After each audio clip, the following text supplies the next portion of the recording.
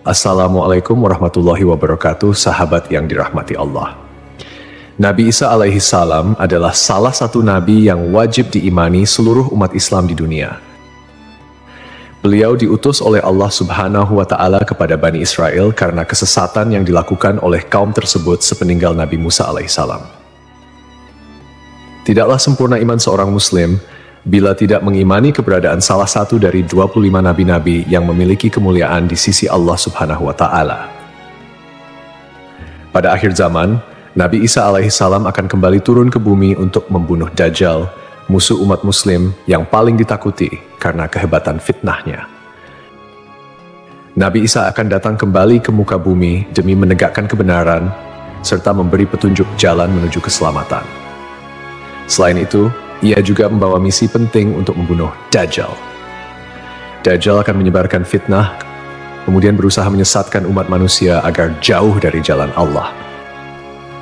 Tipu dayanya amatlah dahsyat sehingga yang baik akan terlihat buruk. Namun, tahukah Anda mengapa justru Nabi Isa alaihi salam yang ditugaskan Allah Subhanahu wa Ta'ala untuk membunuh Dajjal? Mengapa bukan Nabi Muhammad Shallallahu Alaihi Wasallam yang secara syariat sebagai junjungan seluruh umat Muslim di dunia?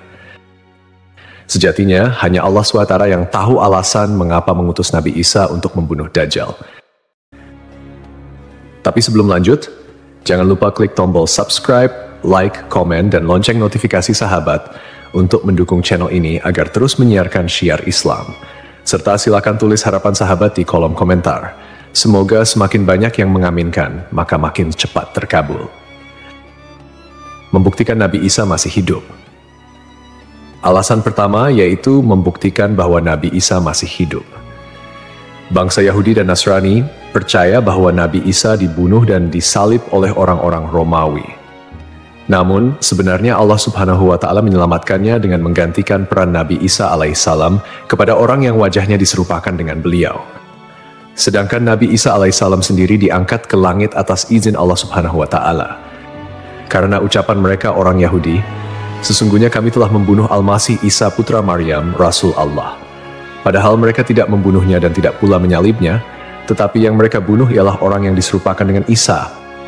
Ini sesuai dengan Al-Quran surat An-Nisa ayat 159 yang artinya, tidak ada seorang pun dari ahli kitab kecuali akan beriman kepadanya Isa sebelum kematiannya.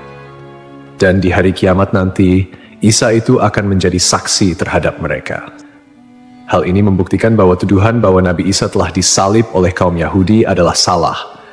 Sebab selama ini kaum kafir mempercayai bahwa Nabi Isa sudah wafat. Sementara Allah menegaskan dalam firman-Nya bahwa Nabi Isa telah diangkat ke langit sebelum kaum Yahudi membunuhnya. Di hari akhir, Dajjal muncul dengan segala tipu dayanya, kemudian dibaiat oleh kaum Yahudi. Kaum Yahudi juga bersedia menjadi bala tentaranya dengan keinginan membalas dendam terhadap kaum muslimin. Kemudian Allah menurunkan Nabi Isa yang menurut mereka sudah mereka bunuh di masa lalu. Allah menolong Nabi Isa sehingga berhasil membunuh Dajjal dan mengalahkan bala tentaranya. Di masa itu, mereka sama sekali tidak bisa lolos. Bahkan jika ada seorang Yahudi yang bersembunyi di balik pohon, batu, atau dinding, maka benda-benda itu akan berseru, "Di sini ada orang Yahudi." Dekat dengan Nabi Muhammad. Salah satu nabi yang memiliki kedekatan khusus dengan Nabi Muhammad adalah Nabi Isa. Aku adalah manusia yang paling dekat dengan Isa bin Maryam. Antara zaman kami berdua tidak ada nabi yang memisahkan. Selain itu, Nabi Isa sendiri pernah berdoa kepada Allah Subhanahu wa Ta'ala untuk dijadikan umat Nabi Muhammad. Oleh sebab itu, Nabi Isa diturunkan ke bumi untuk menjadi umat Nabi Muhammad. Pasalnya, berita tentang keistimewaan Rasulullah Shallallahu Alaihi Wasallam memang sudah diketahui pada zaman Nabi Isa. Hal tersebut diterangkan di dalam Injil sesuai surat Al-Fath ayat 29. Nabi Muhammad adalah utusan Allah dan orang-orang yang bersama dengan dia bersikap keras terhadap orang-orang kafir yang bersikap memusuhi, tetapi berkasih sayang sesama mereka. Itu adalah sifat-sifat mereka yang diungkapkan dalam Taurat dan Injil. Yakni seperti benih yang mengeluarkan tunasnya, kemudian tunas itu makin kuat, lalu menjadi besar dan tumbuh di atas batangnya. Tanaman itu menyenangkan hati orang yang menanamnya. Keadaan mereka diumpamakan seperti itu. Karena Allah hendak membuat marah orang-orang kafir. Allah menjanjikan kepada orang-orang yang beriman dan mengerjakan kebajikan di antara mereka ampunan dan pahala yang besar. Nabi Isa alaihissalam kembali turun ke bumi diyakini akan menegaskan kebenaran dari ajaran Nabi Muhammad SAW. Tidak bisa dipungkiri bahwa saat ini banyak umat Nabi Isa yang tidak menerima ajaran Nabi Muhammad SAW. Padahal Nabi Isa alaihissalam merupakan pengikut dari Rasulullah SAW. Al-Baghawi menceritakan dalam tafsirnya bahwa ketika Isa alaihissalam mendatangi Baitul Maqdis, di mana orang-orang sedang bersiap salat asar, maka imam di masjid itu mundur dan menyuruh Isa untuk maju. Namun Nabi Isa enggan dan ia tetap salat di belakang imam dengan syariat Nabi Muhammad SAW.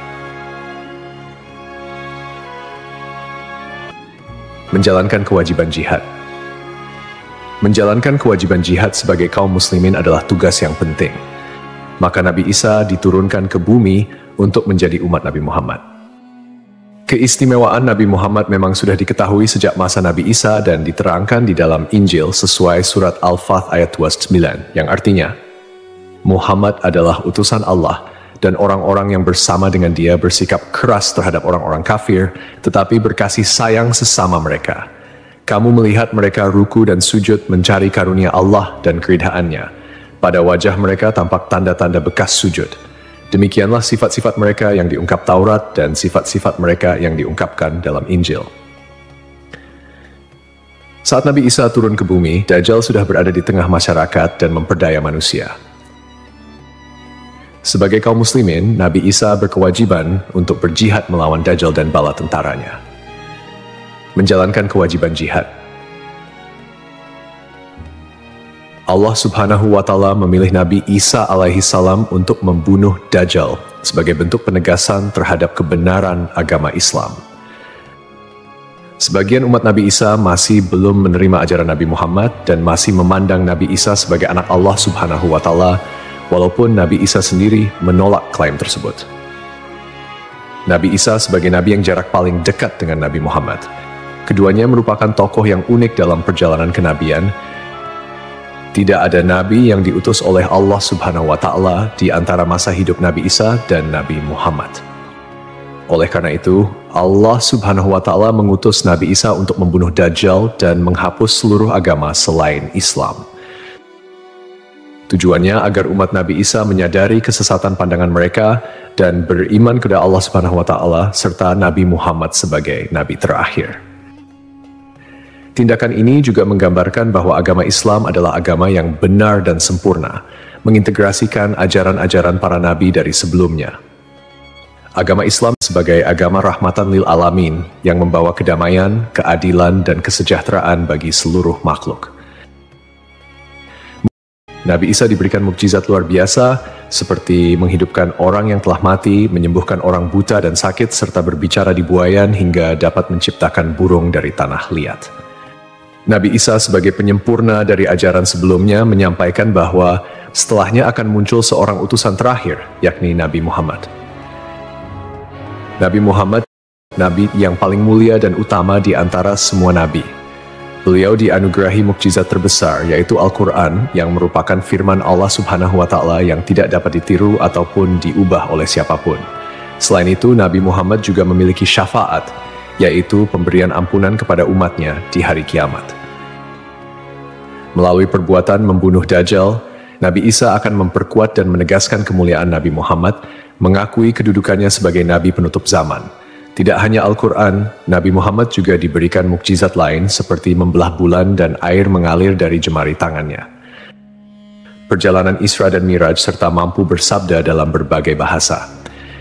Mukjizat-mukjizat ini menunjukkan kekuasaan Allah yang melampaui batas akal manusia.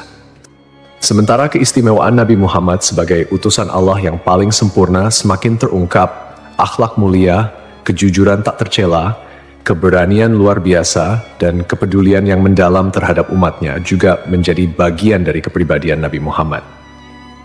Beliau adalah uswatun hasanah, telan baik bagi seluruh manusia.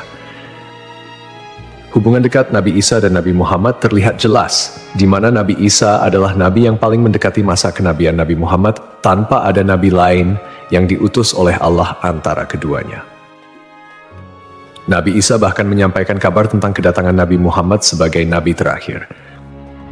Beliau mengakui bahwa Nabi Muhammad adalah nabi penutup para nabi dan menyatakan persaudaraan di antara mereka, cinta dan saling menghormati. Nabi Isa dan Nabi Muhammad menjadi bukti kebersamaan spiritual dengan mengakhiri keberadaan Dajjal. Nabi Isa secara simbolis menegaskan kemuliaan Nabi Muhammad dan menghormati sebagai nabi akhir zaman. Untuk dikembalikan ke tanah. Alasan selanjutnya, Nabi Isa alaihissalam akan dikembalikan ke bumi sesuai kodrat manusia yang tercipta dari tanah.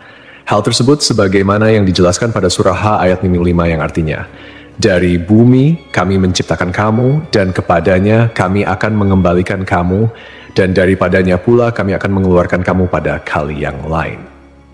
Nabi Isa alaihissalam diturunkan ke bumi juga menandakan bahwa ajalnya akan tiba. Setelah wafat, Nabi Isa alaihissalam akan dimakamkan di tanah suci, lalu dibangkitkan kembali bersama manusia lain di hari kebangkitan. Mengenai lokasi makam Nabi Isa alaihissalam, terdapat perbedaan pendapat di kalangan ulama. Sebagian ulama mengatakan lokasinya terletak di Bait al-Maqdis, dan sebagian lainnya mengatakan akan dimakamkan bersama Nabi Muhammad SAW. Sebagai muslim yang beriman, tidaklah pantas bagi kita untuk membanding-bandingkan siapa nabi yang lebih hebat, karena semua nabi yang diutus oleh Allah Subhanahu wa Ta'ala mempunyai tujuan yang sama, yaitu mengajak tauhid, mengagungkan kebesarannya. Nabi Isa alaihissalam selain ditugaskan Allah Subhanahu wa Ta'ala untuk membunuh Dajjal pada akhir zaman, ternyata beliau juga akan memiliki tugas dan maksud tertentu yang pada intinya adalah menegaskan ajaran yang dibawa oleh Nabi Muhammad SAW kepada seluruh manusia yang ada di dunia. Semoga kita semua bisa memetik pelajaran. Wallahu a'lam.